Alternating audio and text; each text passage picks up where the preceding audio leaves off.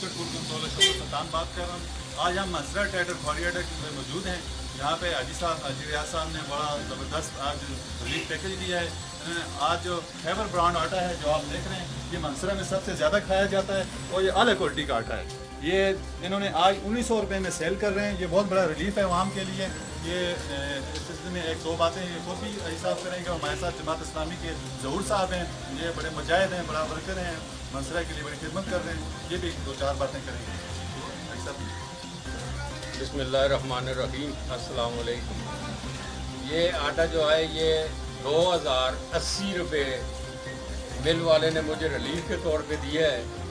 ویسے گندم مہنگی ہے, آٹا تھوڑا مہنگا پہنچ رہا ہے, لیکن اس کو ریکویسٹ کے باوجود اس نے مجھے 2080 روپے دیا ہے. اس نے 180 روپے میں نے اپنے اوپر ڈالا ہے اور 1900 روپے من عوام کو میں نے دینے کے لیے. گوشت ہے سر.